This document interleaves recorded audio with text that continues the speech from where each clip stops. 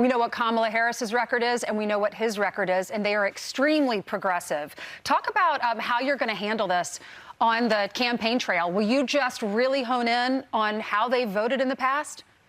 Well, I am. I'm going to be doing that, what he wants. If you look at his record with no walls, no security, let everybody in, he's worse than they are. You know, nobody knew how radical left she was, but he's a smarter version of her, if you want to know the truth. He's probably about the same as Bernie Sanders. He's probably more so than Bernie Sanders. She is more so than Bernie Sanders. That's got to be your guide, Bernie Sanders, and that's not a great guide. But there's never been a ticket like this. This is a ticket that would want this country to go communist immediately, if not sooner. We want no security. We want no anything. He's very heavy into transgender. Anything transgender he thinks is great. And he's not where the country is on anything. You'd think Donald Trump had some time to come up with a coherent rebuttal to the Harris-Walz ticket before showing up on Fox News to throw everything against the wall, hoping something would stick. But it seems like they've settled baselessly on calling the pick anti-Semitic. Mr. President, this is a shocking, let me tell you, this is a shocking pick. And I think it's very insulting to Jewish people, and I think it's very insulting to people that want security. I think it's very insulting to anything having to do with making America great again. You have repeatedly suggested that the only reason Kamala Harris didn't pick Josh Shapiro to be her running mate is because of his Jewish faith.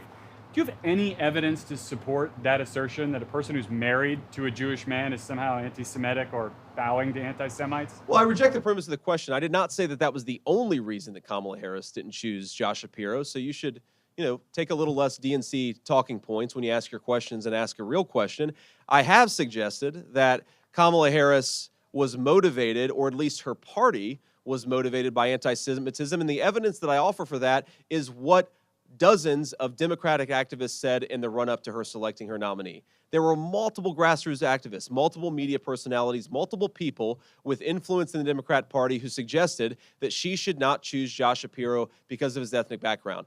And look, I don't care what your ethnic background is. I know Donald Trump doesn't care what your ethnic background is. I do not want to live in a country where we're choosing who the next VP is based on skin color or ethnic heritage. Choose based on merit. And the fact that so many prominent leaders in the far left felt empowered to talk about Shapiro's ethnic heritage is a disgrace. And I think it's a scandal for the Democrat Party. Yes, I do. Okay, hold on. J.D. Vance said he didn't completely say she didn't choose Shapiro because he's Jewish, but that influential Democrat said so. So according to him, he said he was partially agreeing with those Democratic leaders in saying that, which seems kind of odd. And that was right before he claimed that he and Trump don't care about anyone's ethnic background. But this entire discussion that they're having is about Josh Shapiro's background, which is coming up after Trump's embarrassing rant about Harris's ethnic background. She was always of Indian heritage, and she was only promoting Indian heritage. I didn't know she was black until a number of years ago when she happened to turn black, and now she wants to be known as black.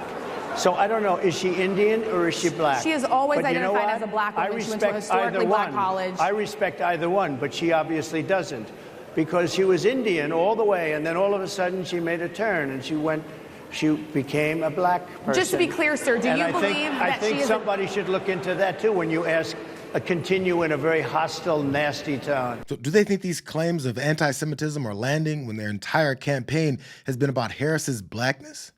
What they're trying to do is take the last few weeks of their campaign being exposed as an empty vessel that only insults people based on their race, their gender, their culture, and parental status, and attempt to recreate it for Harris and Walz. But reality keeps screwing things up for them. Donald Trump has, I think he called Doug Emhoff a crappy Jew last week, calling that's hilarious. Jews find that hilarious. It's funny. It's not funny. If the Republican Party was such a safe space for them, why are there no Jewish Republican senators? There are 9. They're all Democrats, and Chuck Schumer is a Jew, and he's the leader of our party. There are 26 Congress people who are Jewish, and only 2 of them are Republicans. It's also the Secretary of State, the Secretary of the Treasury, the Director of National Intelligence. Have you ever heard of Stockholm Syndrome? Yes. Good. Case closed. Okay, well, all the Jewish Americans that vote for Democrats are idiots to you guys. Is that correct? You said it. Okay. I'm asking for confirmation. I think you should take it back, but you said it. I think it goes without saying that 4 out of the 5 have very few points that aren't couched in bad jokes that never validate their arguments. But Greg Gutfeld jokingly barked that Jessica Tarloff said Jews that vote Democratic are idiots, forgetting again that their Messiah did. They don't want to talk about the attack of October 7th on Israel because Biden is no fan of Israel. Any Jewish person that votes for Biden does not love Israel, and frankly, it should be spoken to. Jewish people by habit, and it's changing.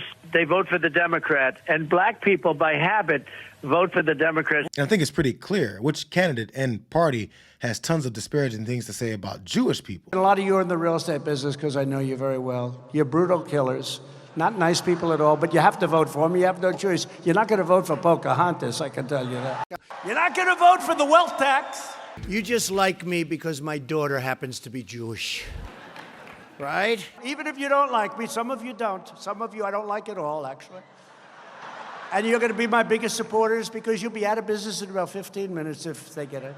So I don't have to spend a lot of time on that. We have to get the people of our country, of this country, to love Israel more. I have to tell you that. We have to do it.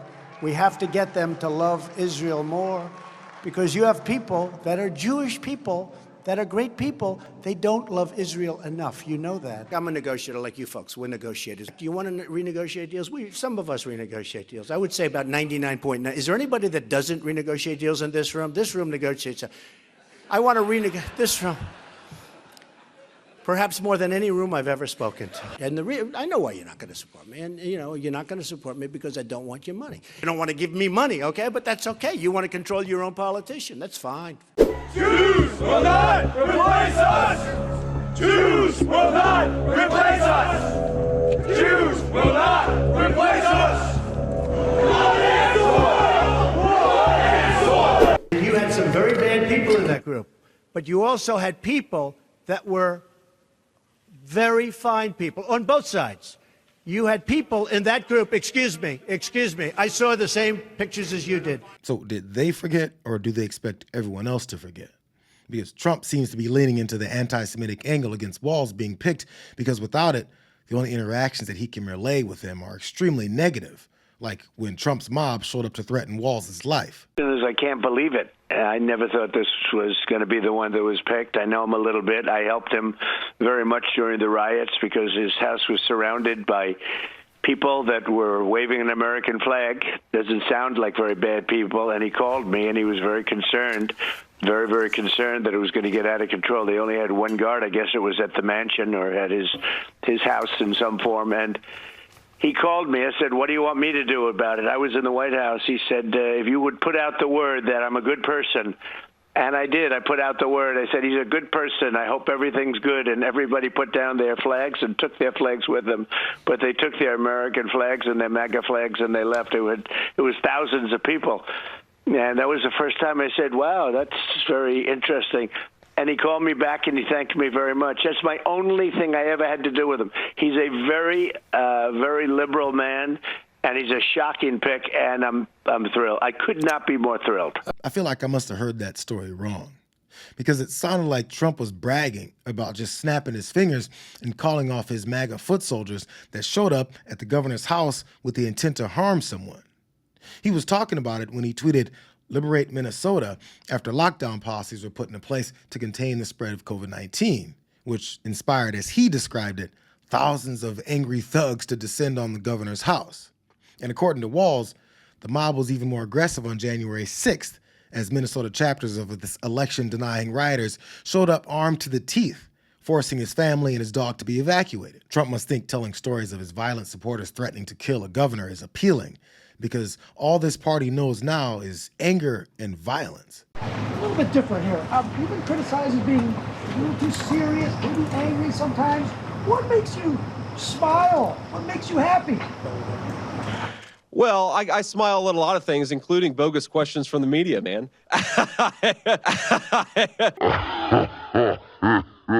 I mean, look, I think if you watch a full speech that I give, I actually am having a good time out here and I'm enjoying this. But look, sometimes you got to take the good with the bad. And right now I am angry